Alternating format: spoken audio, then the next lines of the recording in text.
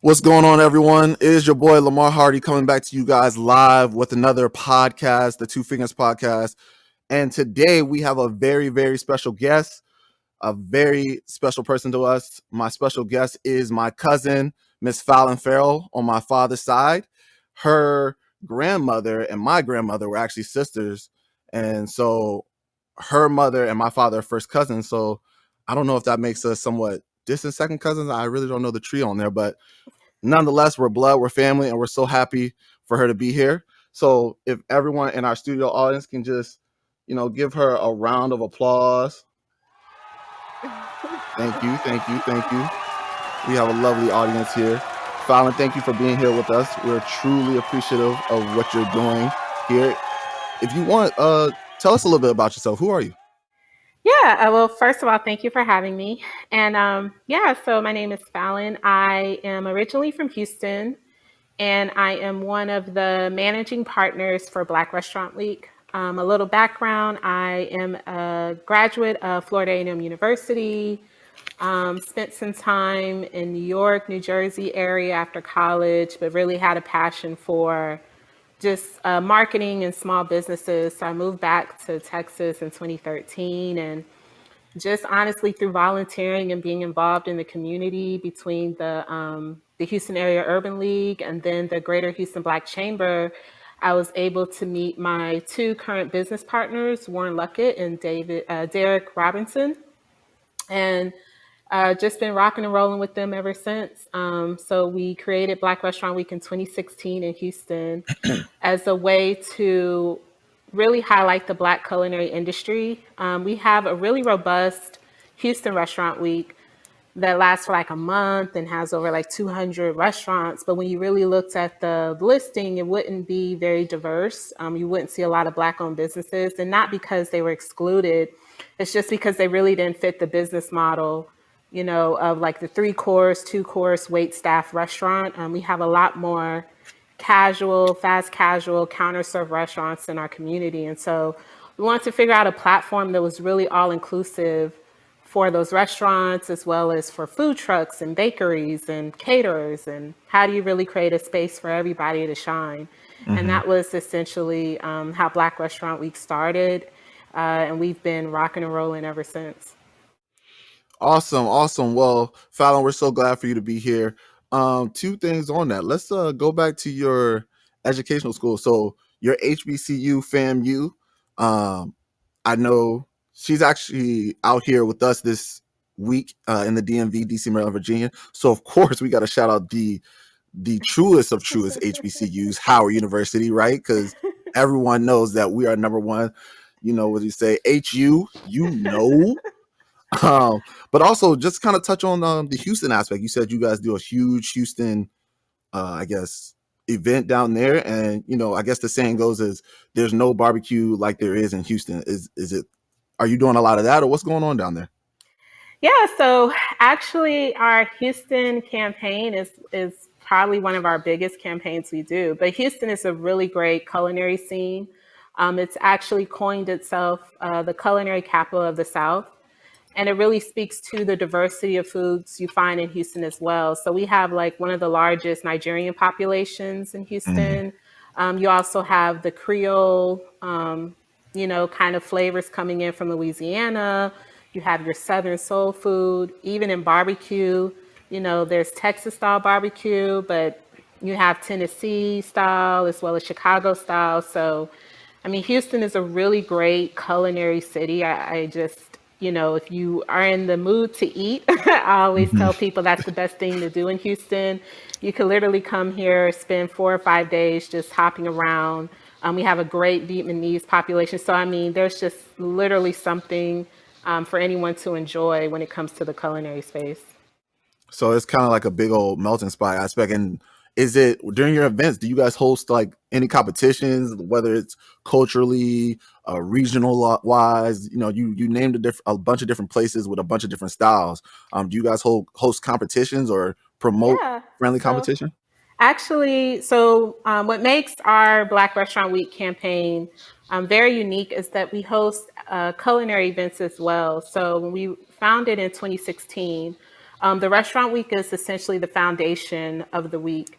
That's what we do anywhere we go. At bare minimum, we're going to do a restaurant week.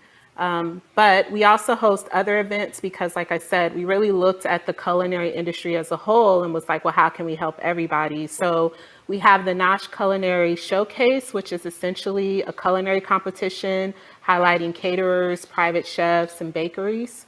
It's an all-you-could-eat affair. In Houston, we had over like 20 food stations, so it's very hard to eat at every one, but people try. But you essentially get to come in, taste all this amazing food, and then vote on your favorite. We have special judges that provide different prizes for categories such as like best sweets, best healthy bite, best overall bite, best display. We're hosting two more of these this year. We have one in Atlanta, and we also are hosting one in Los Angeles. So, really a great space for caterers and chefs to kind of get their name out. And the beauty is of the business opportunities that come from that. We've had Mm-hmm. restaurants that have actually gotten contracts with the convention center from Mm-hmm. doing this event, as well as contracts with law firms. We've seen caterers network with each other and then go after major contracts together. So it's really a great space to kind of see what comes out after the event. We also host a national cocktail competition called Power the Palate, which is all for the bartenders to give them some shine. There are some Mm. really dope bartenders in this country doing really great things with cocktails. And so it's on pause this year, but the past 2 years, like we've had 16 different cities activated within the competition, all battling out. It was like a March Madness style. Like each round, they were doing different cocktails based on different themes, such as like one was called like Herb and Flow, where they had to create a cocktail that had herbs in it, based off Okay. of a lyrics of a rap song or something. Like it's still kind of like relates to the culture. Actually, the DC moniker, the DC bartender last year, her cocktail was called the Cookout, and it was like a play, kind of like on a cookout drink. She Hmm. had it in a watermelon, and she used mambo sauce in the recipe. Oh, So it's just like, every time DC we, State there. yeah, we talk about the cocktail competition, people assume it's like juicy juice drinks, but no, these are like really sophisticated culinary cocktails. And every time our judges and our chefs are like blown away by what the bartenders are putting in a glass. So that's another cool thing we do. We also do a food truck festival because you can't forget the food trucks, and that's like a Hmm. family friendly event. When we used to do it in Houston, we would have like 3,000 people come out. We have like 12 food trucks. They would all sell out of food, like because that it was crazy. The Every year the trucks would bring more food, and they would still sell out. And so that's that's kind of like all of the events we do. And then we Hmm. do other just random, not random, but other just great activations. For instance, in DC, for our finale kind of event, we have Ready to Love with the OWN Network. We partner with them, and we're doing a watch Mm. party date night at Creole on the 14th, where couples could come out, get some complimentary appetizers, watch the season launch of Ready to Love. So, you Wow. know, our title for our campaign this year is More Than Just a Week, and it kind of speaks to this conversation, how we just Hmm. activate the culinary spaces all these different ways. And there's always something for someone to really find a way and find a space to kind of showcase who they are in the culinary space on our platform. Wow. Wow, that's amazing. And for those of you guys who don't know, who are listening, the OWN network, Oprah Winfrey Network. So that's a huge thing, and it seems like you guys are almost kind of a catalyst for other people. It seems like that's how you guys go about your business, is finding a way to, not only grow yourself, but empower those and stimulate others as well. Correct? Is that what I'm kind of getting? Yeah, so we tell our corporate partners all the time. I mean, it's really the gift that keeps on giving, right? We always tell them we're not interested in just a logo placement. Like, what are we going to Mm. do to drive more business to the restaurants. What are different things we could do to activate the restaurants? If you think about food, it's just a part of everything you do. Meetings, if you're in corporate functions, they have contracts for diversity businesses, and a restaurant is an easy way to kind of fulfill some of those quotas.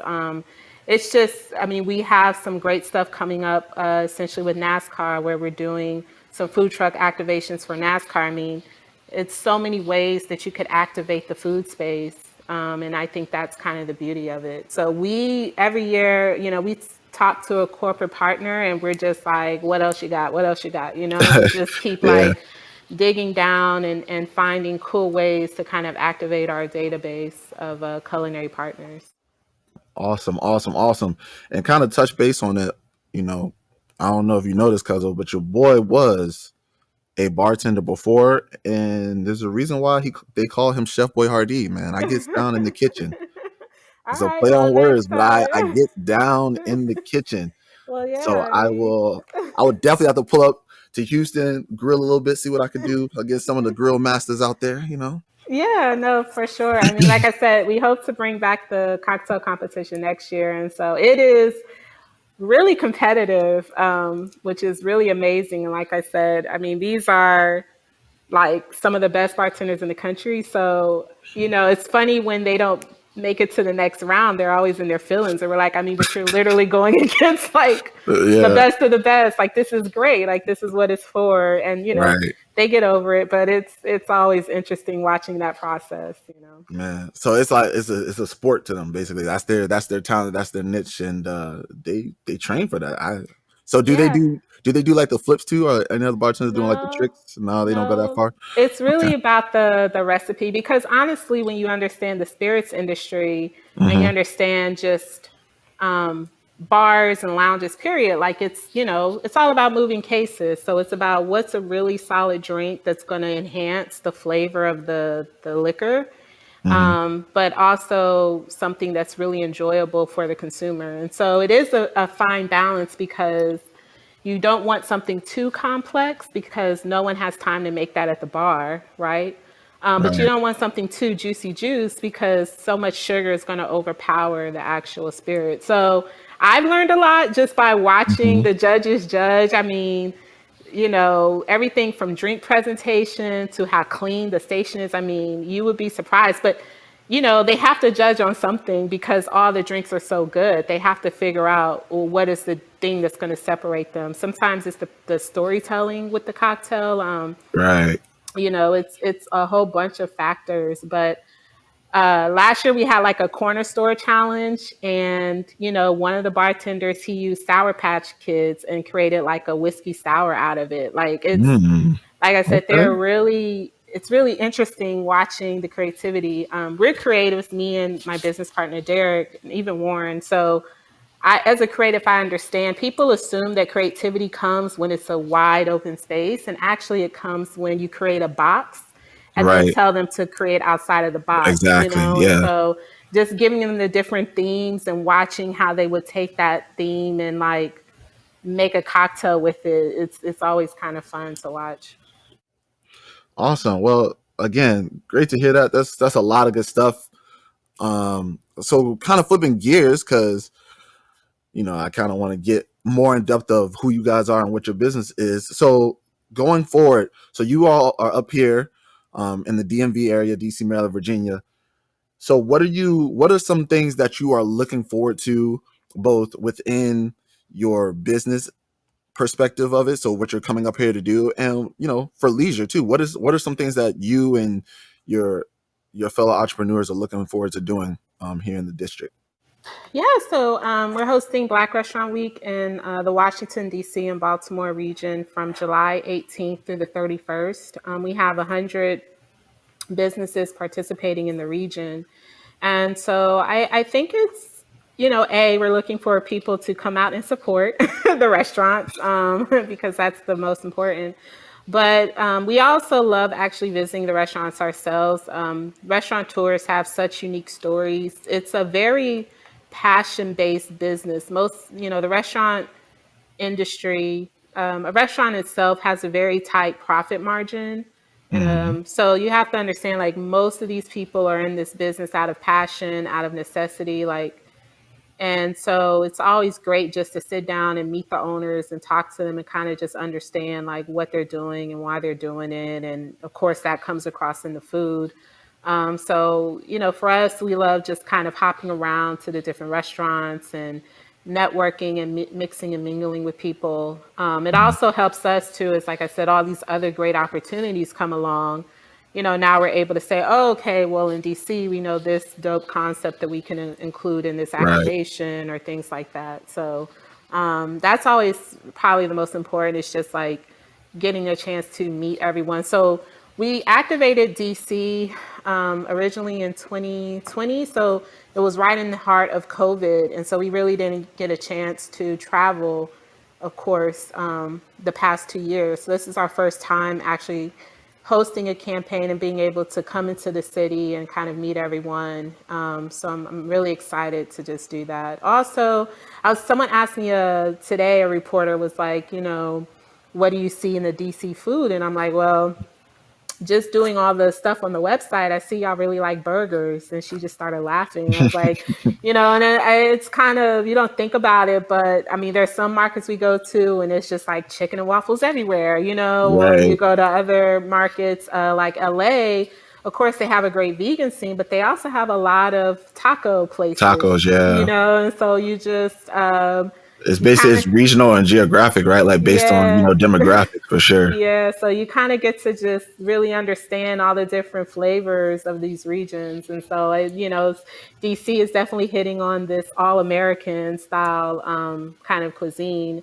Of course, we still have some African restaurants participating as well as some Caribbean spots, but I'd probably say that was the most interesting thing I've seen so far. And then, of course, all the seafood, the crab cakes. I was about to get to you. I was about to say, wait a minute. I was like, you're missing one key. I was like, the crabs and the seafood boils is where we are up here, man. Yeah, yeah, of I course, was waiting for you to the hit on that. And Ben's chili bowl, I was like, come on now. You got to get to the yeah. two biggest factors: our Ben's chili bowl, seafood boils and crabs, and the mambo sauce. That's about it. That's the But yeah, mystery, the right?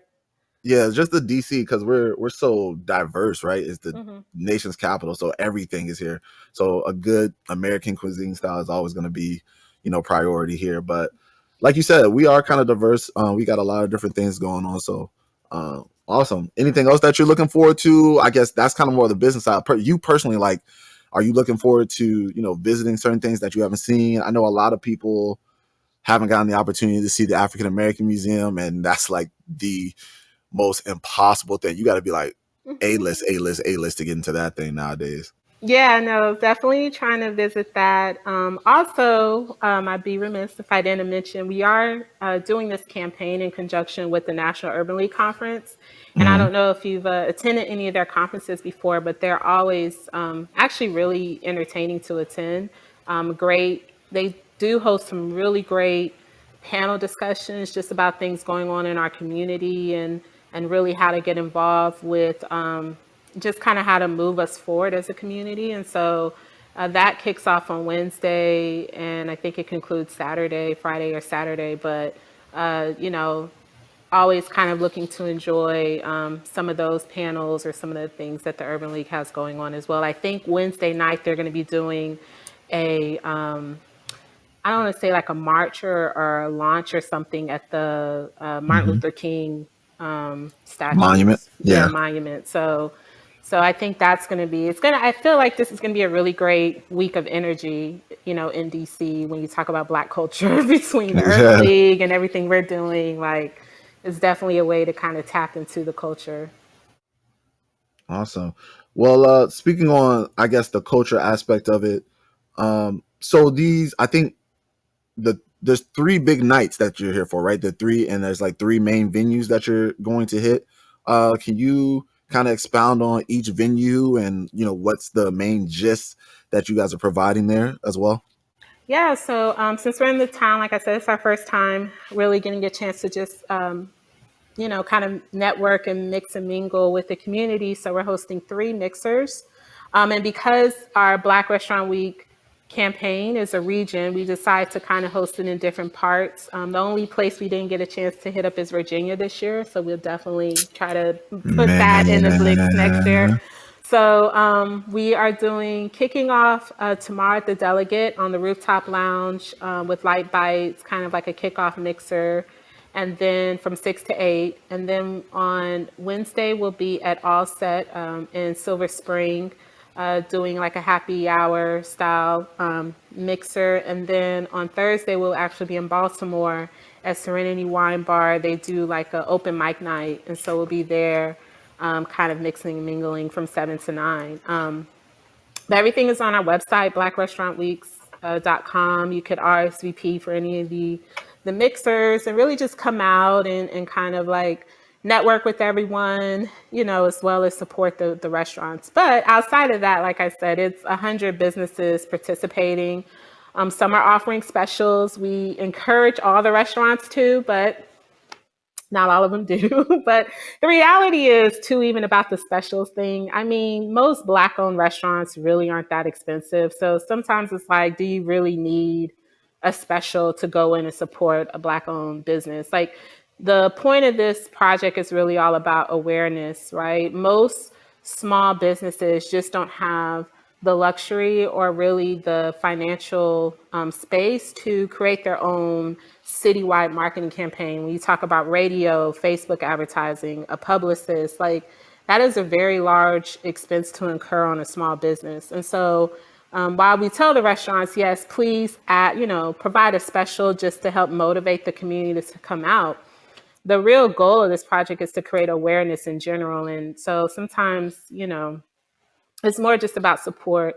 I could go into my soapbox, but like understanding there's no other funding coming to help save the restaurants. A lot of these restaurants are still literally on their last leg. So after recovering from the pandemic, now they're dealing with staffing shortages because if you think about it, a lot of the first line workers were the ones Essential that workers. passed away. Yeah, a lot of them passed away because of COVID. So, there's a shortage going on in the labor area.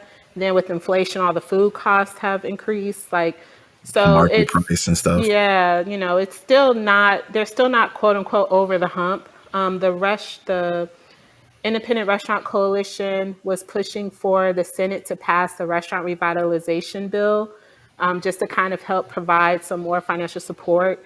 Of course, the Senate declined because of politics. But so I say that to say there's no help coming from them other than the community, right? And so, restaurants hire first in the community. They're also the first to give back. Anytime there's some like need, they're usually donating food. So I always tell Yeah. people like, let's just be a blessing to them because they're always there to be a blessing to the community. It was this really great story when I went to Oakland. It was a little Trinidadian Caribbean like shop at the corner, and it was like two other businesses next to her, and she just talked about just by her opening her business how crime went down in the area, and how both of the businesses, one was like a barber shop and that was a little gift shop next door, and how both of their sales increased just by her business opening, right? Like restaurants are really like the heart and soul of the community, which speaks to our nonprofit foundation we could talk about later. But that's really so I just encourage people, don't always look for a special, right? Just go and Right. support and try something new. Yeah, definitely. And and like you said earlier, food is literally an essential part of life, whether you buy it at the grocery store or you buy it at a restaurant. So you spoke on it when the pandemic broke out, you know, there needs to be someone who preps the food or puts food together to get us on. And then you had a lot of essential workers who, went out there and still did their job the best they could. And, unfortunately, some of them passed away and others were let go because they couldn't, afford to keep workers here at the job because of the shortage and everything. So, yeah, COVID definitely hit, and restaurants for sure probably got hit the hardest in that atmosphere as well. So, we appreciate what you guys are doing, like you said, giving back to those because they're always the first to give out to everyone else. So that is huge. That's a huge part for you all. So you covered all three locations, correct? I just want to make sure Yes, we did that. yes. So check out our website, Hmm. blackrestaurantweeks.com, and you could definitely click on events, and you could, RSVP for any of the events that we have going on. And we'll make sure to link your website and the events um, in our post and our website as well. You guys can find that under our YouTube page or our website as well. So we'll have that all that information up for you all to go check that out and support her there. Um, Kind of since we're on the topic, the pandemic, right? So the business started in 2016, and I'm sure it was a bit of a grind and whatnot. You guys finally, it probably felt like as soon as y'all started hitting y'all stride, the pandemic hit. So how did you guys go about handling that adversity right there? So oddly enough, we had our biggest expansion during the pandemic.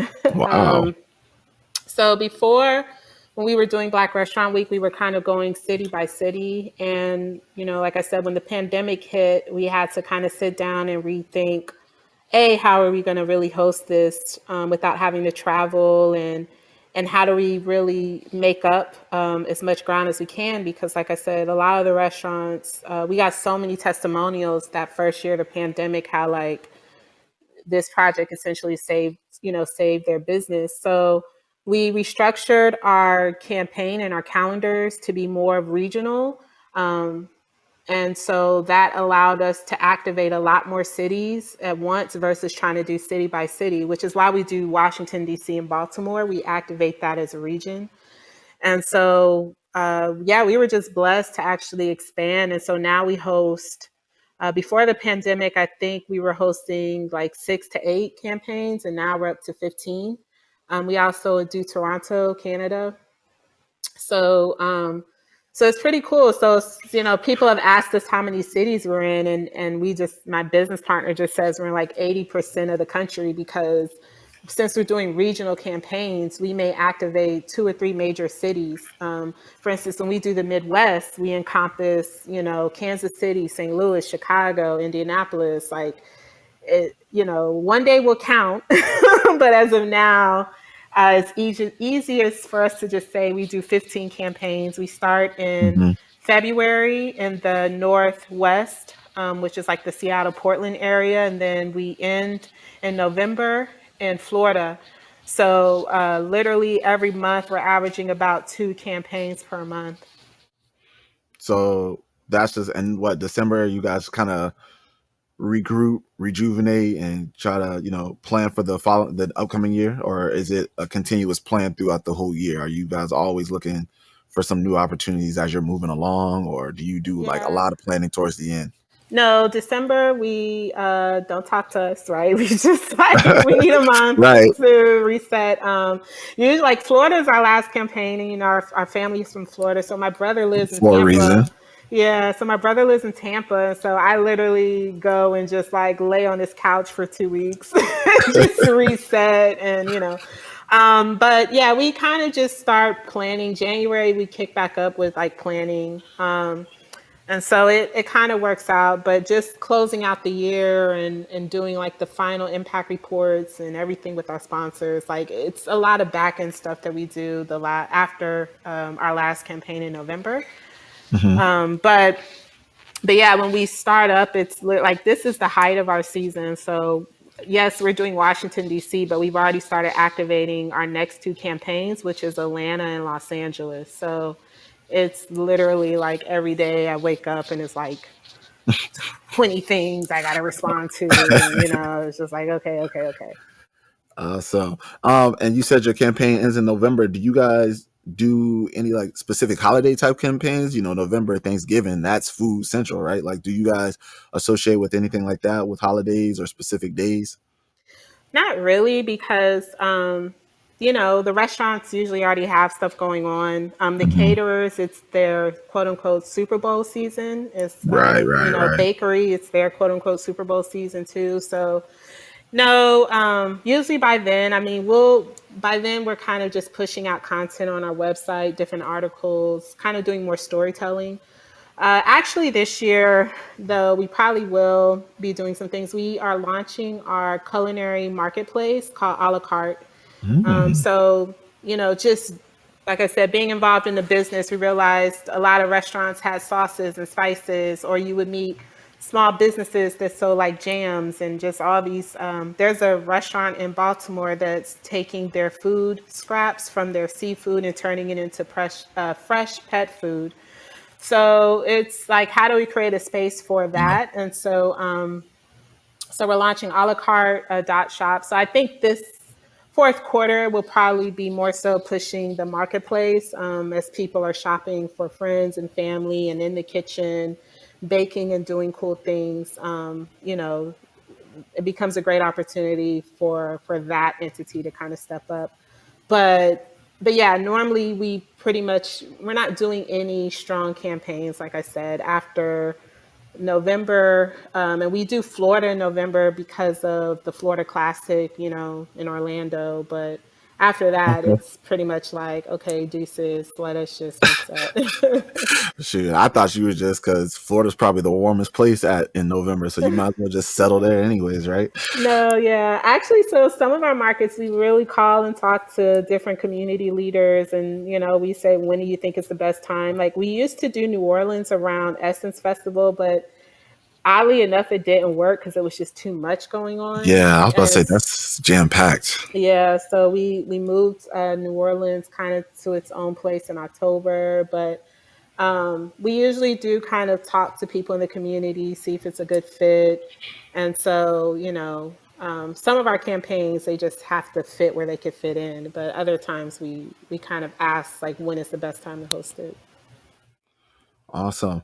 Well, I know you're a busy woman. I got just two more things for you, and then we're gonna let you go off so you can start getting your mind right and getting everything right for this upcoming week for you. So you talked about the nonprofit. You were kind of going to expound on that. Can you expound on that a little bit more?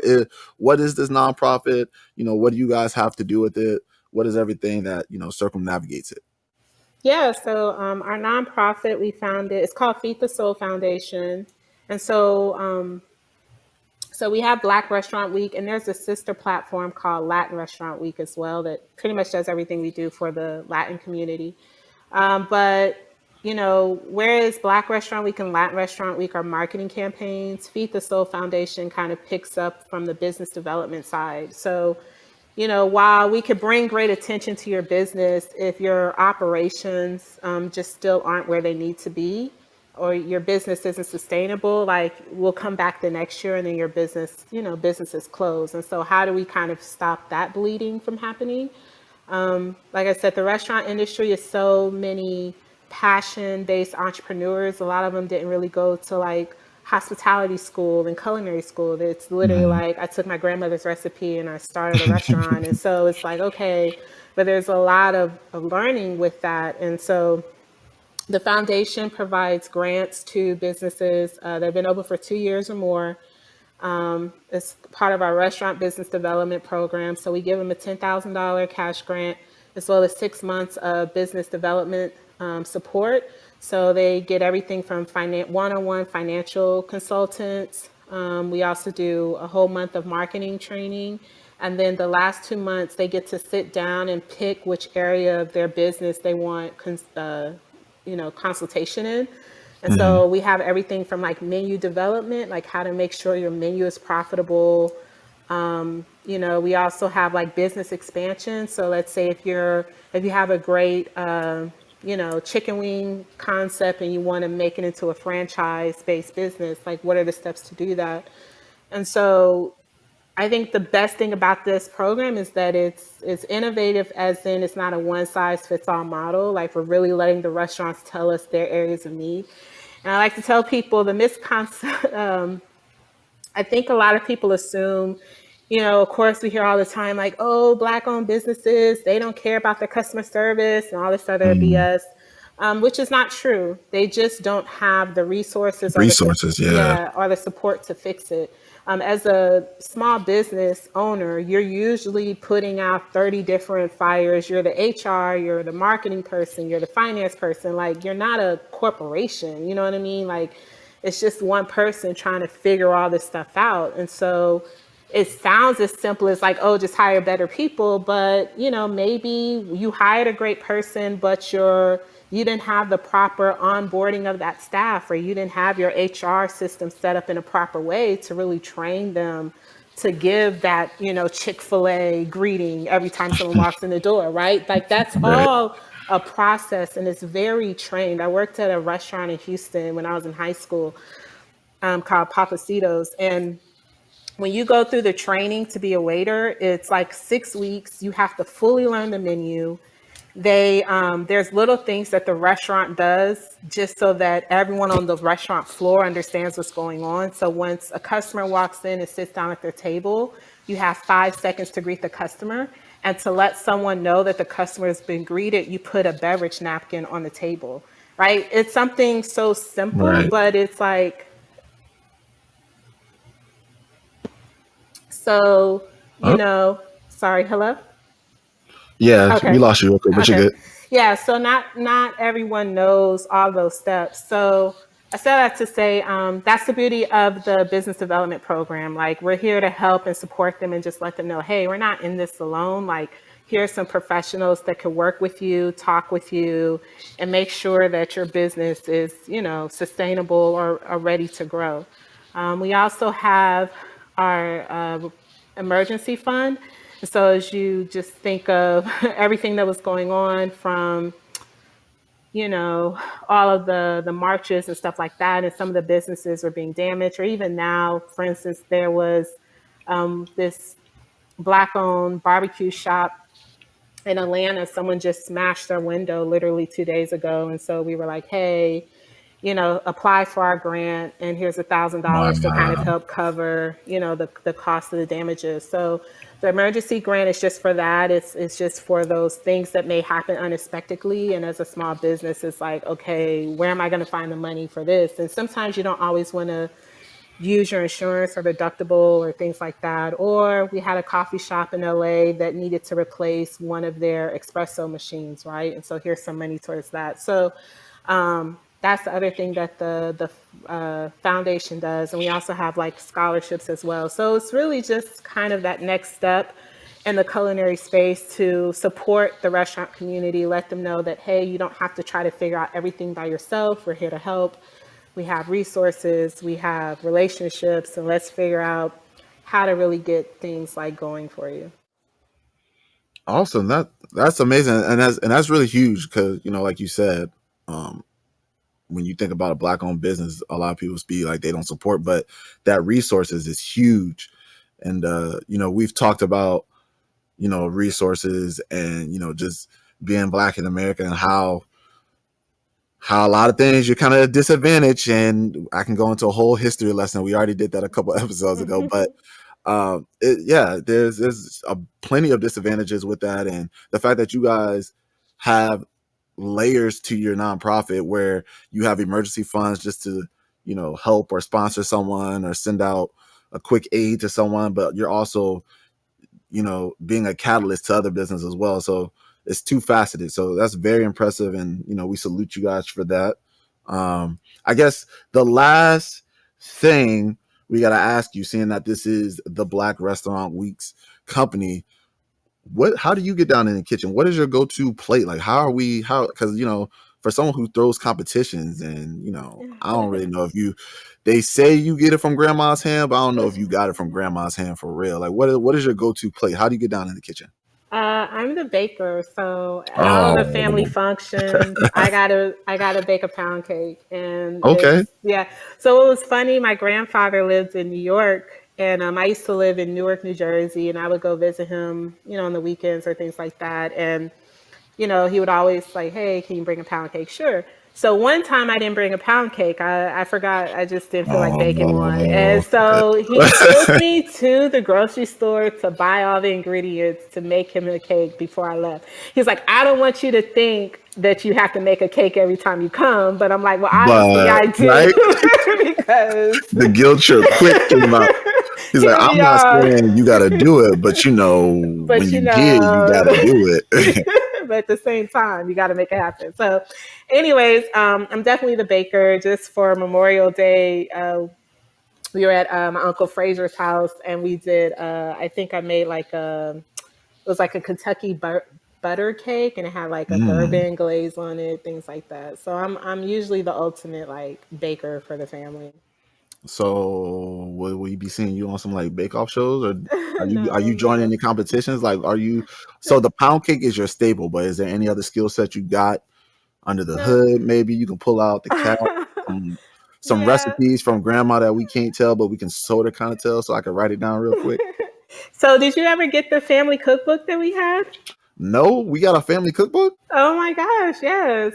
and I cook So all the. Yeah, we're gonna yeah, you're definitely gonna have have to to unwrap ask. that. There was two editions. So all of the sisters, like Grandma Callie and all her sisters, all of their recipes are in it. I mean, everything like collard greens, macaroni and cheese. So honestly, for years, like anytime you had to make like some heavy staple soul food, like it's always Hmm. like, Mom, send me the link to the cookbook, right? And but it's Mm. they did it as a fundraiser for the family reunion, and so it's like two editions, and so that's like the go-to for any kind of like family recipe, which is honestly a blessing because most families don't have that documented, All right. especially as the older generation starts to pass away. But yeah, it's a whole like two cookbooks just full of recipes of like everything from our family.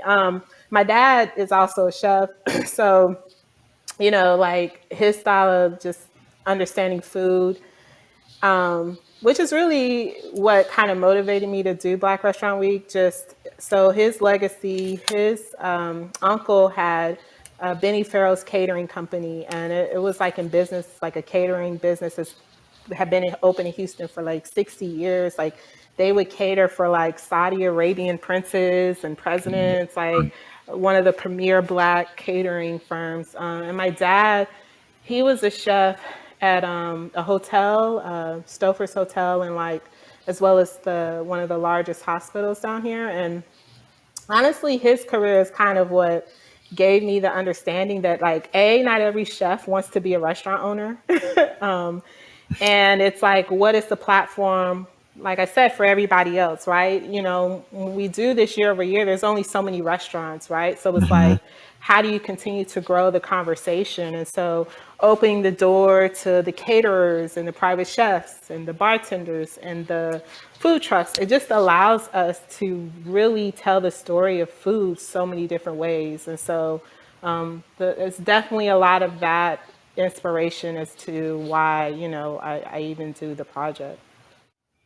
Awesome. Well, I think what is that? The special recipe from like all the sisters, the Golden Girls, the all the. Yeah, like you have to ask. I'm I shocked you think didn't my know. no. So thing is, I think my mom and my dad probably know, but I don't know if it trickled down the vine or to me. They probably keeping it a secret because I Yeah, don't and it was like know. I think before we went off to college, my mom made sure me and my brother had a cookbook because it's Oh like I don't man, need you calling me asking me how to cook right? something. Like go to the cookbook, but literally ask them about it because I tell you, like I mean, people's cookbooks are probably like old and rattly now because we've been using it since the '90s, but Hmm. it literally has everything you could think of in there, from desserts to like side dishes to entrees, like from all the aunts and uncles and cousins of the family. Oh, I'm about to get busy. I'm really about to. I can't wait. I'm actually about to probably look that up as soon as we get off of here. But but no, thank you, Fallon, and I truly appreciate you coming on here and speaking with us. And I'm actually looking. What I'm really looking forward to is being your chauffeur for the week and going to all these events VIP status since you the hookup and the plug, sneaking in behind the red velvet rope. So, Yeah. like she said, everyone who was listening, she one of the CEOs and owners of the Black Restaurant Week business that they have going on. Again, they have three big mixers going on Tuesday, July 19th. They'll be at the Delegate in DC. Wednesday, July 20th, they'll be at the All Set Restaurant and Bar, which is up in Silver Springs, Maryland. And then the third mixer of this trio will be the Psalm Sonnets and Sangria is an open mic night at the Serenity Wine Bar up in Baltimore, Maryland. So if you all have a chance, please go to our website, go to our social medias. We'll be posting it everywhere so you guys can come out and support and connect and network and fellowship with literally everyone. That's what she's going for, and that's what we look forward to do here. And just to kind of, before we depart, Fallon, we do this thing where we kind of close out with our serenity prayer and give a closing out. So I'm gonna read this off real quick to everybody, and we're just gonna close it out. That's cool with you? Yeah. All right. So it goes as such. God, grant me the serenity to accept the things I cannot change, the courage to change the things I can, and the wisdom to know the difference. And with that, two fingers, peace and love. Two fingers, two up, two down. Two fingers, deuces. We out. Thank you.